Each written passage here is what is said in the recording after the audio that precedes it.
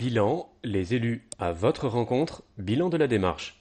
De mi-octobre à fin novembre, la ville vous a invité à 5 temps d'échange pour faire un tour d'horizon des projets réalisés et débattre avec vous des perspectives pour Avranches. Synthèse. Voirie. Quel devenir pour le chemin de Pivette? La fermeture du chemin est provisoire, mais la destination future ne sera prioritairement pas automobile pour la partie aujourd'hui fermée. Le chemin de Pivette doit redevenir un chemin plutôt qu'une voie de contournement du centre-ville. Les coûts d'aménagement de la chaussée, qui s'affaissent du fait du passage de près de 1000 véhicules par jour, seraient d'environ 200 000 euros pour seulement 15 mètres linéaires de voirie.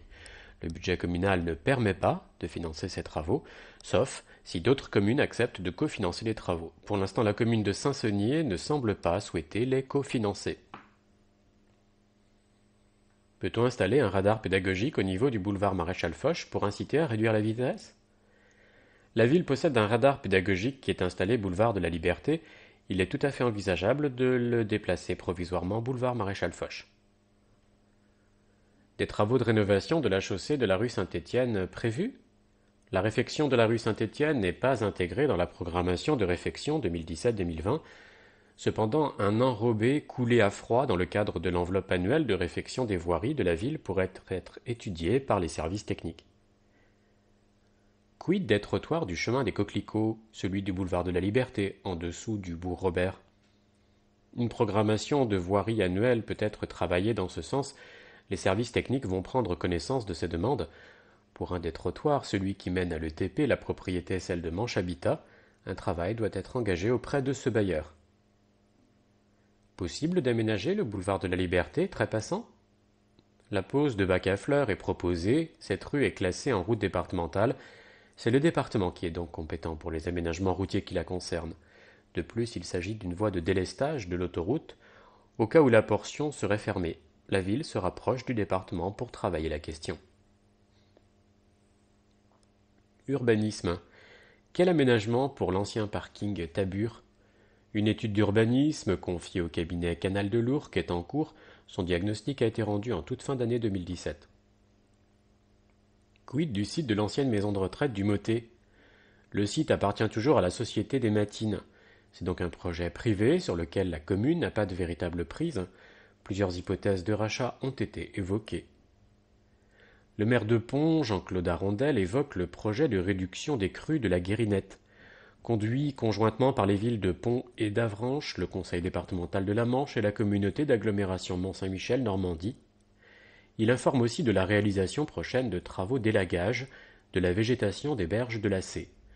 Le projet de réduction de l'inondabilité de la Guérinette représente un coût d'1 million d'euros qui sera financé par le département à hauteur de 840 000 euros et la communauté d'agglomération 160 000 euros.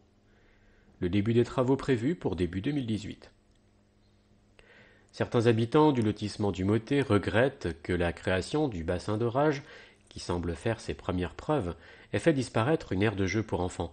Est-il possible d'en créer une, surtout pour les footballeurs en herbe? Un projet peut être travaillé avec les habitants et le service jeunesse à partir des besoins exprimés. Déchets.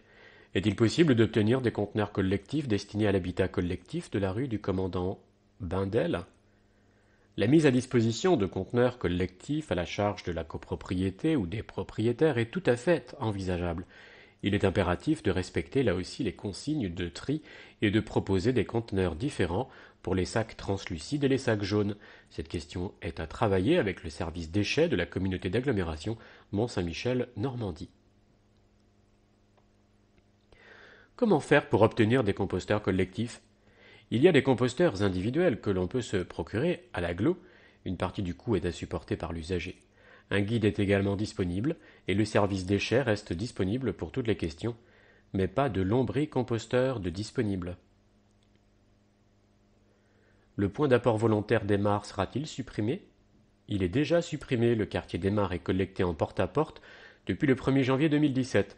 Plusieurs projets de réaménagement du site d'implantation en lien avec le réaménagement du boulevard Pasteur sont à l'étude. Des places de stationnement dans un premier temps permettraient de faciliter l'accès à la salle Roger Lemoine et au lycée. Accessibilité. Est-il possible d'envisager la mise en accessibilité de l'église Saint-Gervais? La mise en accessibilité des espaces publics et des bâtiments publics est prévue par le PAV et l'ADAP. Celle de l'église Saint-Gervais pourrait intervenir prochainement. La sonorisation de la salle du Conseil, et plus généralement des salles publiques d'Avranches, sera-t-elle revue à destination du public malentendant? C'est inscrit au budget 2017-2020, tout comme l'installation de boucles magnétiques. Espace vert. Le jardin des plantes est très bien entretenu depuis 2-3 ans. Il est le fruit du service Espace vert et de sa collaboration avec l'élu en charge du dossier, François Saint-James. Il faut ici saluer le travail de la jardinière en chef du jardin des plantes, Nancy Briard. L'espace vert et de jeu, situé entre l'école André Parisi et la C, est aujourd'hui à l'abandon. Comment lui redonner sa beauté? Un travail peut être engagé à partir des besoins exprimés par les habitants. Et aussi, possible de créer un sentier piéton faisant le lien entre Avranches et les villes environnantes, Saint-Martin-des-Champs, Saint-Saunier. C'est prévu par le projet de tram verte et bleue, TVB, de la communauté d'agglomération et celui de périphérique vert de la ville d'Avranches. Comment améliorer l'information en ligne et le site internet? Le service communication a bien conscience des lacunes du site internet, pourtant récent, puisqu'il a été refait en 2013. Un nouveau site devrait voir le jour en 2018. Que devient le projet de salle de spectacle? Le projet est arrêté parce qu'il est disproportionné au regard de la fréquentation actuelle de la saison culturelle. 70 abonnés annuels uniquement et des capacités réelles du bassin de vie. Il existe plusieurs salles de qualité sur le territoire, Bresset et Saint-James. Quid de l'avancée du projet d'épicerie sociale? Un comité de pilotage qui rassemble la ville d'Avranches, le CCAS et les associations en charge de l'aide alimentaire travaille sur cette question. À cet effet, le centre Abbé Pierre devrait faire l'objet de travaux en 2018-2019. Quelles sont les conditions de participation au repas des anciens? Le repas est offert aux Avranchinais et Avranchinaises de plus de 65 ans sous réserve de présenter un justificatif de domicile et une carte d'identité lors de l'inscription, sous réserve de places disponibles. L'accompagnement est possible, mais payant. Point de vue d'élu. David Nicolas, maire d'Avranches. En tant que maire, j'ai la chance d'être amené à discuter avec les habitants de leurs difficultés au quotidien.